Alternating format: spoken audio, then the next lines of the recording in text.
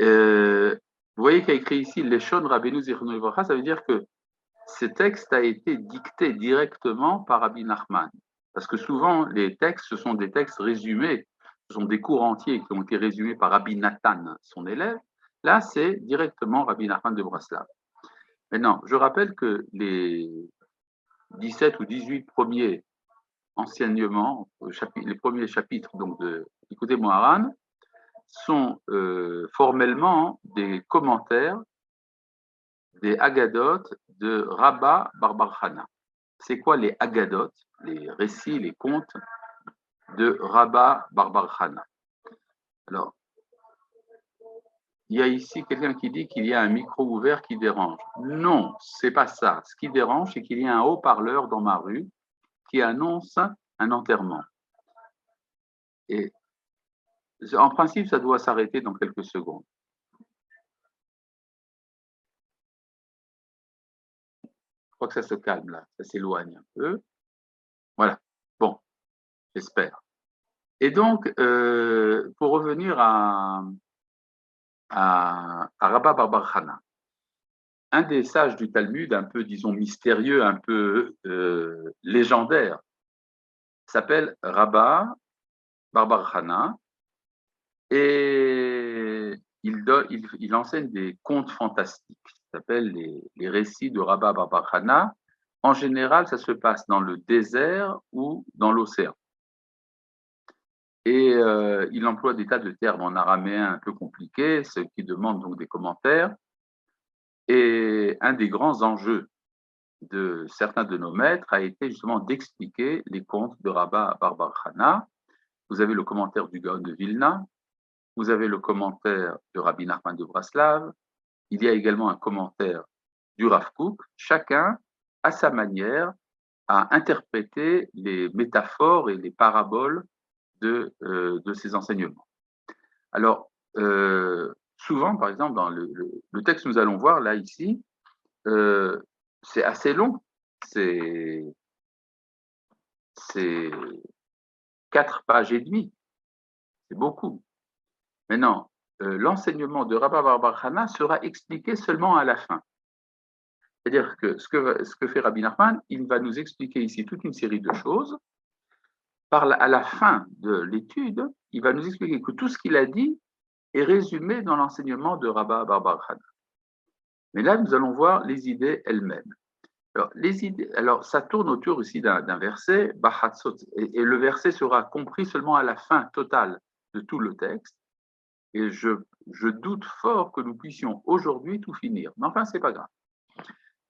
C'est un verset de Teilim, Bachatzotserot vekol shofar, hari'u lifne amelech Hashem.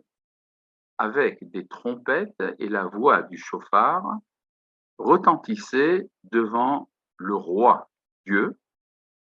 Il y a ici écrit Vechule, etc. Donc il faut continuer le verset, il n'est pas écrit. Yiram hayam umlo'o, la mer et tout ce qu'elle contient va rugir. Tevel veyoshveva, le globe terrestre avec tous ses habitants. Voilà.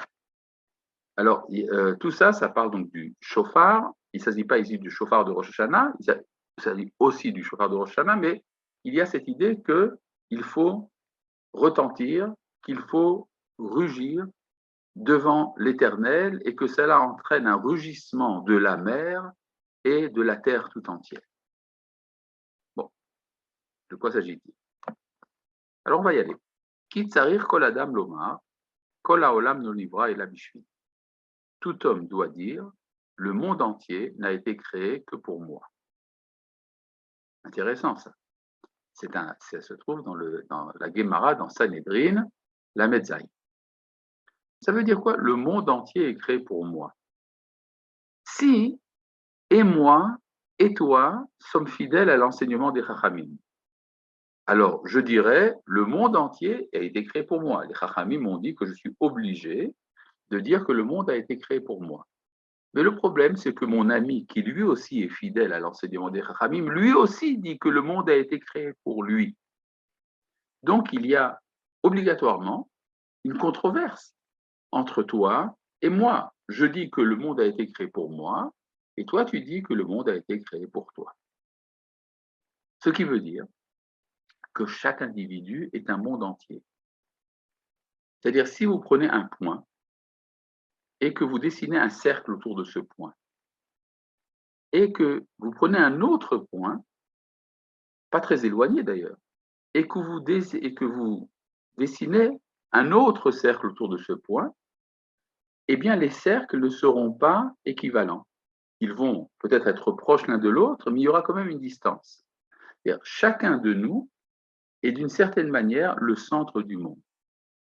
Il y a un texte dans la Gemara, dans Menachot, dans lequel il y a un débat entre Rabbi Yehoshua, un des grands maîtres des Tanaïm, et les sages d'Athènes, Sabé Deve Atuna, les anciens de la ville d'Athènes. Et les sages athéniens, donc des philosophes, demandent à Rabbi Yehoshua où est le centre du monde. Ça veut dire quoi, où est le centre du monde? La question est-elle une question physique? Ça n'a aucune importance de savoir où est le centre du monde sur le plan physique. Donc, il s'agit de savoir quel est le centre du monde du point de vue des valeurs. Qu'est-ce qui est important dans le monde et qu'est-ce qui est périphérique? Et Rabbi Yehoshua prend son doigt et dit, il est là. Et les sages d'Athènes lui disent, comment est-ce que tu sais? Ben, il dit, c'est très simple, prenez des cordes et mesurez à partir de là jusqu'au bout du monde et à partir de là à l'autre bout du monde, et vous verrez que j'ai raison. Alors ça a l'air d'être une plaisanterie, mais ce n'est pas du tout ça que ça veut dire. Ça veut dire que le centre du monde est partout. Il y a en chacun un centre. Et donc, à partir du moment où je suis moi le centre du monde, ça veut dire que je suis responsable du monde. C'est ça que ça signifie. Et, il y a, vous savez, le phénomène du nombrilisme. On se prend pour le centre du monde. C'est de l'égoïsme. Mais ça peut être exactement le contraire. Je suis le centre du monde, donc je suis responsable du monde. C'est ce qu'il dit ici. Nimtza, keshe haolam nivra bishvili. Il se trouve donc que puisque le monde a été créé pour moi, sarich ani lirot ou le'ayen bechol et betikun haolam. Je dois donc m'intéresser à tout moment et à rechercher la réparation du monde. Ou les malhot resron haolam, et de remplir ce qui manque dans le monde. Ou l'itpalel ba'avuram, et prier pour eux. Voilà. Ça, vous voyez, à la limite, c'est presque pas du Breslav, c'est de l'hébreu. Mais le Baal Shem Tov expliquait que le mot bishvili, pour moi, ça veut dire également par mon canal, bashvil sheli, c'est-à-dire par mon sentier. Je suis un canal à travers lequel le monde entier est vivifié. Et c'est pour ça qu'on dit, par exemple, que Dieu disait, le monde entier, je l'ai créé par Bishvil Hanina Beni, par le sentier de Hanina, mon fils. Il s'agit de Rabbi Hanina ben Dosa. En tout cas, ce qui est dit là, c'est que le monde entier, je suis donc responsable du monde. C'est ça que ça signifie. Et il y a différentes manières de réparer le monde. Du temps de Rabbi Nachman, la seule manière immédiate et pratique pour un chassid de réparer le monde, c'est la prière. Il n'y avait pas à l'époque tous les moyens que nous avons aujourd'hui, il n'y avait pas l'État d'Israël, il n'y avait pas la technologie, il n'y avait pas tout ce qui nous permet aujourd'hui d'envisager une réparation du monde. Et tout se concentrait donc, il n'y avait même pas le Beth Amikdash, tout se concentrait dans une expérience intérieure, celle de la prière. Et donc le texte que nous allons étudier est un texte qui est centré autour de la prière en tant que réparation du monde. Petite remarque importante, la prière, c'est le contraire du sacrifice. À l'époque du Beth Amikdash, il y avait des sacrifices. Il y avait également la prière. Alors on a l'habitude, peut-être par paresse intellectuelle, de dire que la prière, c'est comme les sacrifices. C'est totalement faux. Le sacrifice est un acte conservateur, tandis que la prière est un acte révolutionnaire.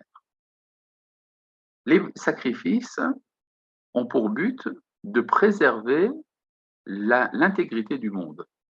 Il y a de temps en temps des fautes, il y a des déficiences, Et c'est comme une machine qu'il faut de temps en temps huiler.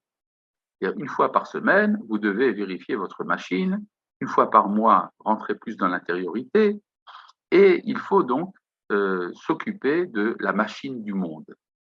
Pour que la machine du monde ne se détériore pas, il faut des sacrifices dans le Beth Amikdash. Mais quand il y a la prière vient demander que le monde soit transformé. J'exige dans la prière que quelque chose change. Et alors pourquoi est-ce que les Chachamim ont dit que la prière vient remplacer les sacrifices? C'est pour nous dire une chose, c'est que depuis que le Beth Amikdash a été détruit, qu'il n'y a plus de sacrifices, la prière a pris sur elle un rôle supplémentaire, qui est de remplacer les sacrifices. Mais c'est pour ça qu'elle a changé de nature.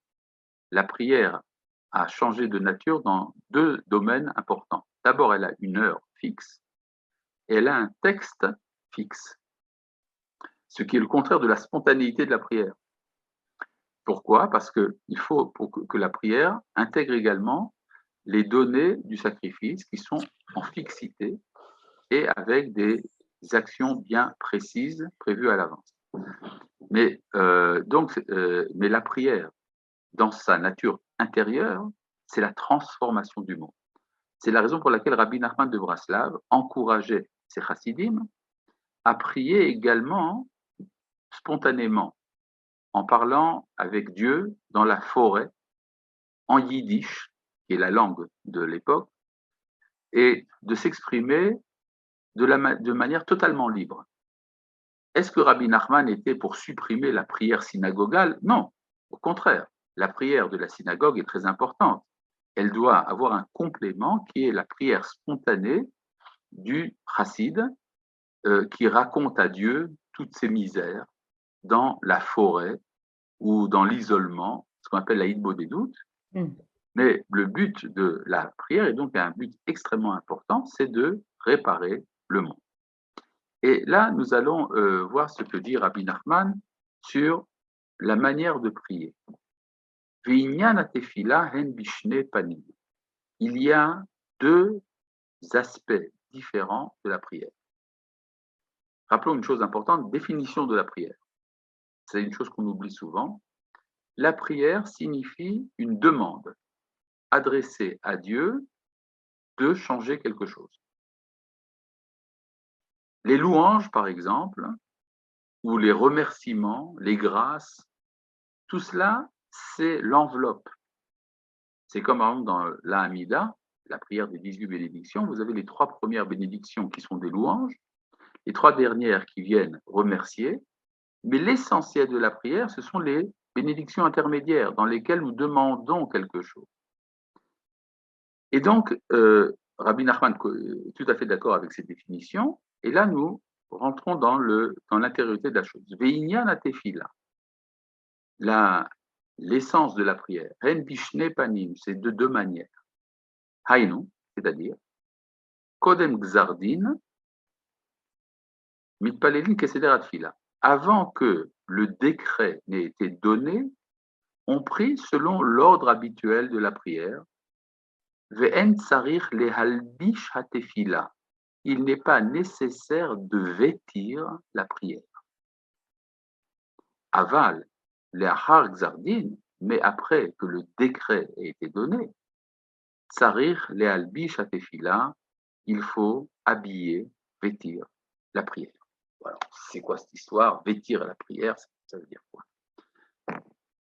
Il y a d'abord ce qu'on appelle le décret et pas le décret. C'est-à-dire, l'homme est jugé. Et on n'est pas jugé à tout moment. Il y a des moments dans l'existence dans lesquels nous sommes en jugement. Et avant que le jugement n'ait été prononcé, il y a un décret, donc un verdict, si vous voulez. Avant qu'il y ait le verdict dans le tribunal d'en haut, la prière est plus facile parce que rien n'a été décidé. Mais une fois que le verdict a été donné, alors la prière a besoin d'un vêtement. C'est-à-dire quoi un vêtement? On a besoin d'associer à la prière d'autres expériences vécues. on va voir que ce dont il est question, c'est la joie, parce que sinon la prière ne passe pas. Aval, l'achar gzardin, après le verdict, tsarich le'albish atefila, il faut habiller la prière.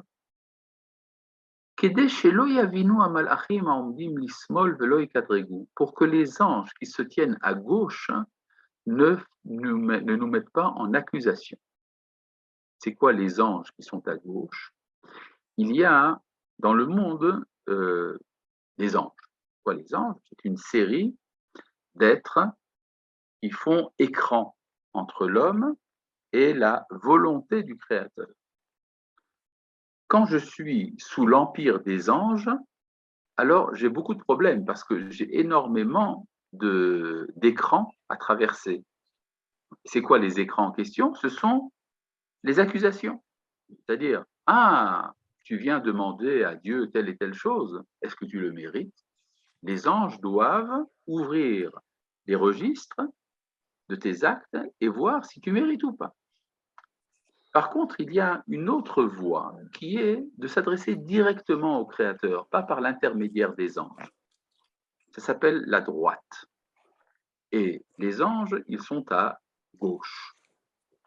Et je dois prier, après qu'il y ait le verdict, la prière est confrontée au formalisme des anges, le formalisme de la loi.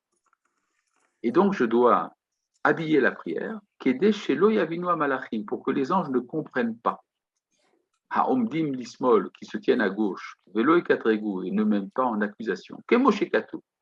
Alors, il amène un verset de Daniel, en araméen, Bigzerat Irin Pitgamin, c'est par le décret des anges que sort la parole, Hainu Lachar Gzardin, c'est-à-dire après le verdict. Azaï, Bemahamar Kadishin chez Iltin. Et alors, le verset continue en disant, par la parole des saints se font les demandes. C'est quoi les saints? Ce sont les tzadikim. Azaï à tzadikim, c'est alors que les justes, Malbishim chez Elatam, enveloppent leur demande, Bemahamar, par une parole. Donc, nous avons ici, Yaakov Zerbib a une question. Mais vas-y, pose-la. Okay. Arav, est-ce qu'on peut dire que c'est exactement ce qu'ont fait les kabbalistes avec les sphirotes, que justement, le fait de prendre la prière, quelque chose a priori, si j'ai bien compris, qui est censé être direct, mais comme il n'y a plus de névoie, alors aujourd'hui, on doit faire par des sphirotes, par des... C'est ça ou pas? Ou j'ai mal compris? Non.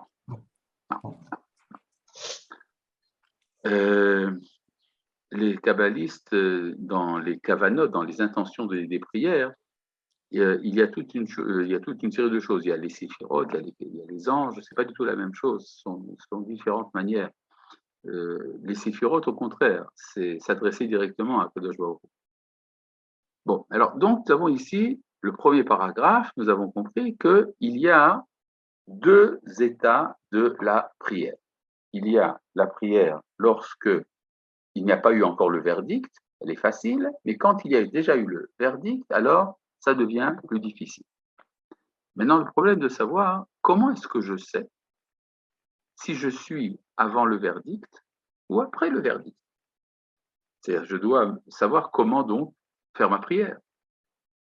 Aval, comment savoir ben kodem gzardin, ben lachar gzardin, si on est avant le verdict ou après le verdict?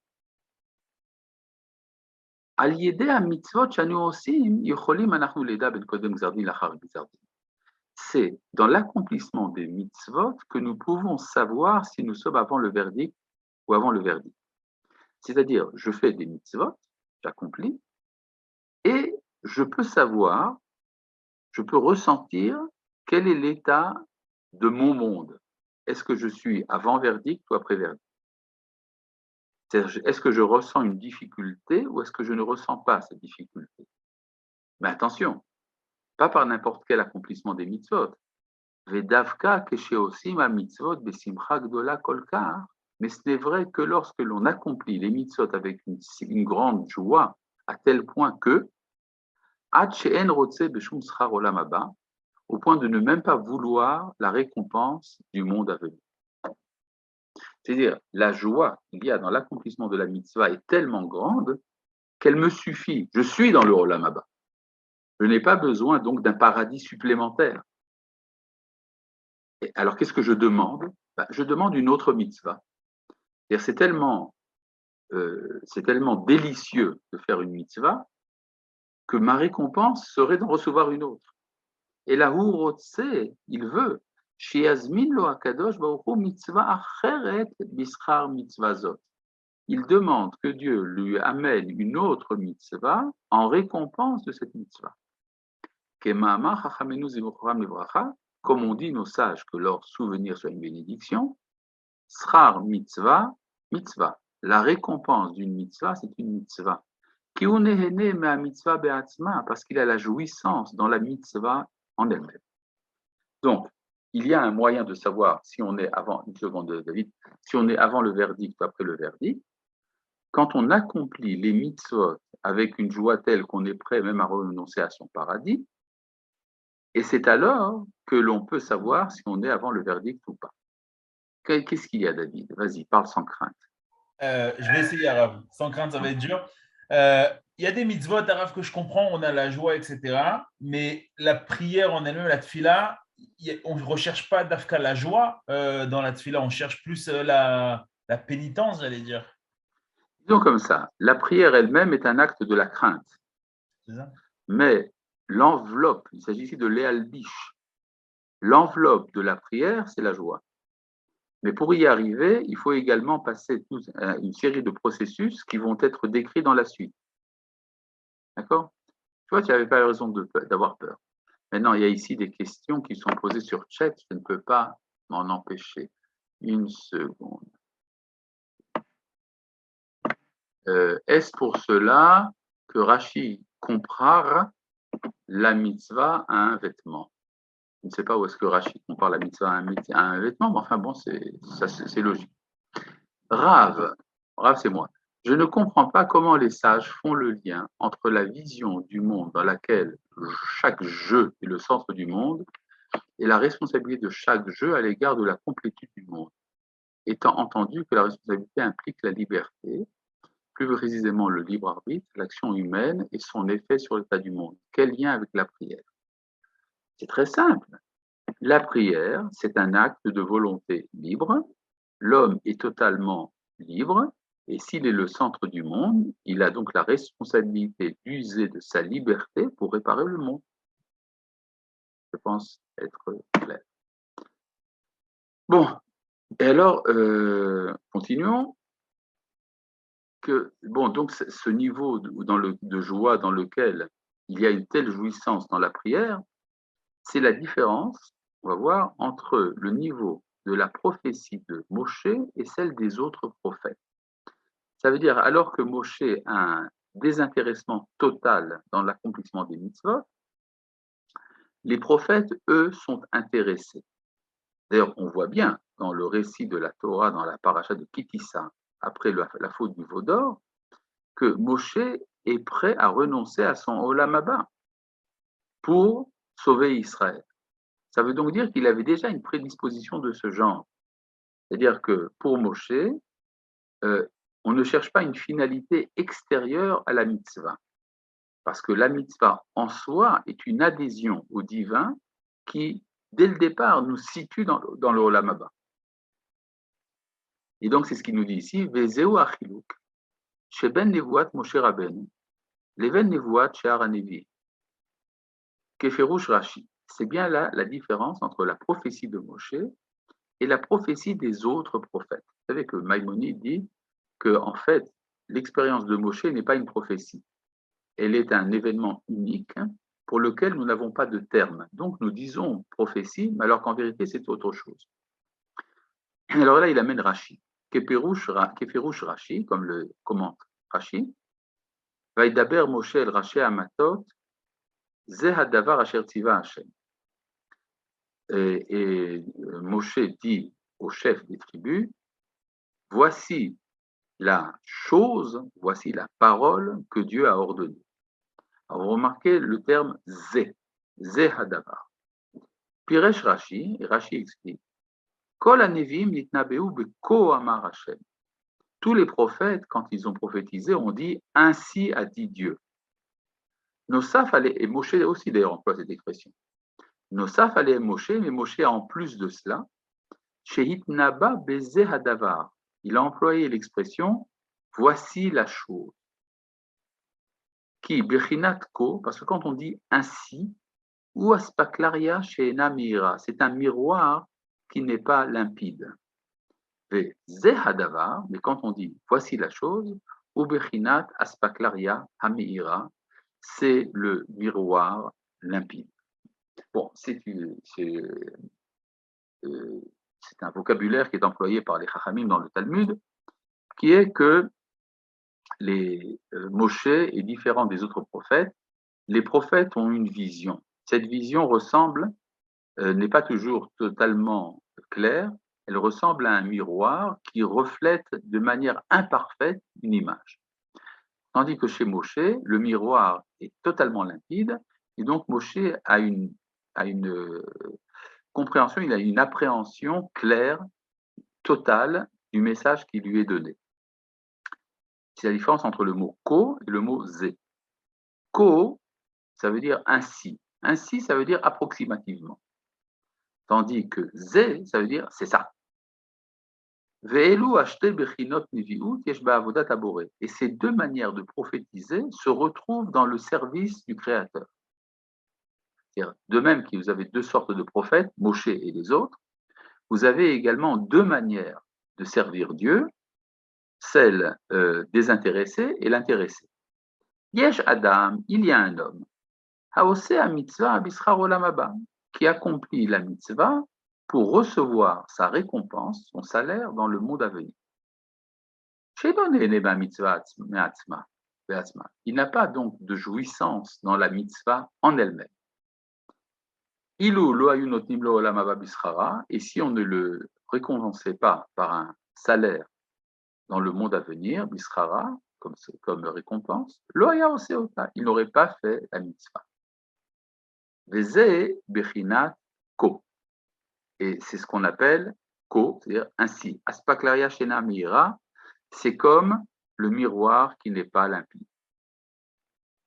Kemo Adam, Shero et Zedavar Merachok, c'est comme quelqu'un qui voit un objet de loin. Ken hu ose ha-mitzvah bishil schara haba le'et rachok. Donc il accomplit la mitzvah pour sa récompense qui viendra à un moment et à un temps éloigné.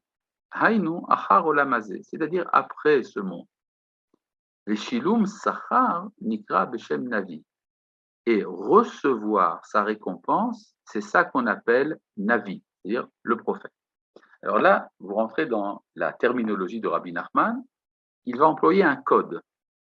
Il va dire le terme par lequel je désigne cette manière de servir Dieu, qui est pour recevoir la récompense dans le Olam Haba, ça s'appelle prophète. N'essayons pas de comprendre, est-ce que c'est ça qu'est le prophète? Non, c'est un mot code. Et là, il va nous expliquer pourquoi. Parce que les initiales de la phrase « il viendra avec joie portant ses gerbes », c'est donc les initiales du mot navire, vous voyez, Yud, Bet, Nun, Aleph, en désordre, ça vous donne les initiales du mot navi. Et quel est le contexte dans lequel ce verset est dit dans Tehilim? Et ce verset fait allusion au salaire, puisqu'il est dit Halor yelech uvacho nose mesher hazara. Il va en pleurant, portant le mouvement des semailles. C'est-à-dire quand on sème, l'agriculteur, il sème, il jette des grains qui auraient pu être mangés. Il ne va pas les manger, il les jette dans les sillons. Et donc, il pleure, parce qu'il se dit, voilà, je jette quelque chose qui pourrait être consommé, mais dans l'espérance de recevoir par la suite une récolte. Chez Mitztaher Ba'asiyata. Et donc, il est dans la souffrance quand il l'accomplit. Vo yavo berina nose alumota, mais il viendra dans la joie pour porter ses gerbes. chez Yismach, les Atid. Il repousse sa joie à l'avenir. Chez Yekabel Srara Mitzvot, lorsqu'il recevra la récompense de ses mitzvot, Rachetevot, c'est ça les initiales de Yavo Burina Nosel Umotav, il viendra dans la joie portant ses gerbes, Rachetevot, Navi. Ce sont les initiales du mot Navi.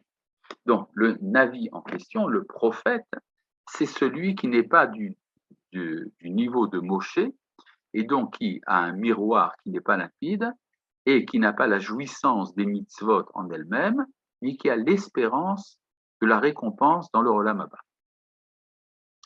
Aval Navi chez Mitnabe Bezé Adavar, mais le prophète qui prophétise en disant voilà la chose, il y en a un seul qui est comme ça, c'est Moshe. Sheno Rotse Bisrara Mitzvot, qui ne désire pas la récompense des mitzvot, et la Rotse Ba Mitzvah Atzma, mais qui veut la mitzvah pour elle-même. Sheum et sa mère Kolkar Be'asiyata, qui est tellement joyeux en l'accomplissant, Hachememaes Bechol Min Sachar, au point qu'il méprise toutes sortes de salaires. Nimtsa Sheolam Abba Shelo Beha Mitzvah Atzma. Il se trouve donc que son Olam Haba, son monde à venir, se trouve déjà dans la mitzvah en elle-même. Je voudrais ici amener un enseignement du Rav Kook, une parabole du Rav Kook qui explique un peu la chose. Le Rav Kook dit dans son livre Moussar Avicha, il parle d'un homme qui a entendu dire qu'il y a un lieu éloigné où il y a 1000 personnes qui sont en danger, parce qu'un volcan va bientôt faire irruption et donc risque de tuer tout un village. Que fait cet individu? Il fait des efforts, il envoie des avions, il envoie une équipe de sauvetage, et au moment, juste avant l'éruption, il fait sortir tous les habitants, il les amène dans un lieu sûr. Et alors, se trouve un milliardaire qui a qui entend cette histoire, et il envoie un chèque d'1 million de dollars au sauveteur. Le sauveteur reçoit le chèque par la poste et dit « Ah, enfin, j'ai reçu ce que je voulais ». Et donc, il a réduit son acte qui n'avait pas de prix. Eh bien, son acte maintenant va devenir quelque chose de ridicule, 1 million de dollars. C'est-à-dire que dans l'absolu, la récompense est dans l'acte lui-même. Quand on ne le comprend pas, alors on se dit, tiens, qu'est-ce que je vais en sortir de ça? Vous connaissez cette histoire du jeune juif qui dit à son père, papa, je veux épouser telle jeune fille. Et le père lui dit, oui, mais elle n'a pas d'argent. Alors, ça ne vaut pas la peine. Il dit, oui, papa, mais c'est vrai qu'elle n'a pas d'argent, mais ce n'est qu'avec elle que je serai heureux. Réponse du père, bon, d'accord, tu seras heureux, mais quoi de bien va-t-il te sortir de ça? C'est-à-dire, bon, certains ont compris, merci de ceux qui ont une bonne réaction par rapport à mes vannes. En tout cas, donc ça veut dire qu'en fait, le bonheur est en soi le Olam Haba. Je reviens ici au texte de Rabbi Nachman, Veze Bechinat Navi, et c'est ça qu'on appelle Navi, au prophète, Haïno Shilum Sachar, ça veut dire recevoir son salaire, Bifrinat Zehadavar, du point de vue de, c'est là la chose elle-même, Bifrinat Aspaklaria Meira, c'est-à-dire le miroir limpide, Kemo Adam, comme un homme, Aroé Davar Mikarov Biriya Yafa Ubara, qui voit quelque chose de près, de manière claire et limpide. De même, il se réjouit de la mitzvah en elle-même, Usraro neged enav, sa récompense est devant ses yeux.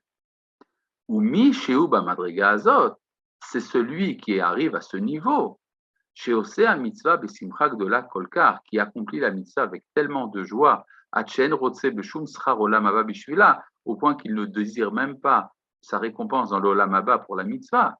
Ou yachol leida ben kodem xardin lachar xardin, c'est quelqu'un de ce niveau-là qui peut savoir s'il est avant le verdict ou après le verdict.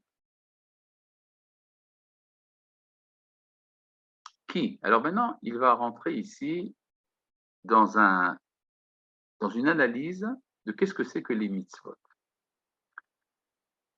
Tout le monde sait qu'il y a 613 commandements. Alors ça veut dire quoi 613? Ben, c'est 1 plus 1 plus 1 plus 1 plus 1 jusqu'à vous arrivez à 613. Cette manière de voir les mitzvot comme étant un amoncellement quantitatif d'actions qu'il faut accomplir, c'est erroné. Les mitzvot ne sont pas une accumulation de commandements. Les mitzvot sont un organisme. C'est-à-dire que chaque mitzvah est liée à l'ensemble des mitzvot. Vous savez que lorsque un kabbaliste veut accomplir une mitzvah, il fait une petite prière qui s'appelle l'Eshem Yichud pour réaliser l'unité.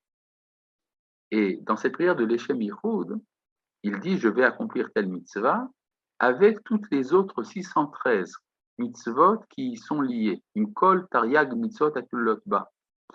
C'est-à-dire, ce qui est supposé par les kabbalistes, c'est qu'une mitzvah, en fait, c'est toutes les mitzvot. Je vous explique pourquoi. L'ensemble des mitzvot est appelé parfois dans les textes mitzvah, comme si c'était une seule mitzvah qui a 613 détails, mais c'est en fait une seule mitzvah. Ça vous explique également pourquoi, quand on ne peut pas accomplir toutes les mitzvot, même les mitzvot que nous accomplissons sont déficients. Et aujourd'hui, nous n'avons pas, par exemple, toutes les mitzvot qui sont liées au temple de Jérusalem, les mitzvot qui sont liées au Sanhédrin, et tant d'autres mitzvot, c'est-à-dire que sur les, par exemple, 248 commandements positifs, nous sommes aujourd'hui capables d'en accomplir que 60, à peu près. Ça veut donc dire que même les mitzvot que nous accomplissons ne sont pas véritablement parfaits. Et il y a un lien entre l'ensemble des mitzvot. C'est ce qu'il dit. Ki ha mitzvot em koma shelema. Parce que les mitzvot sont une seule entité. Vehem mechaim et kol hakomot. Et par les mitzvot, il y a vivification de toutes les entités. Hen komat ha'adam, qu'il s'agisse de la stature humaine, hen komat olam, ou que ce soit la stature du monde, du cosmos, hen komat shana, ou qu'il s'agit de la stature du temps. Shana, l'année, le temps.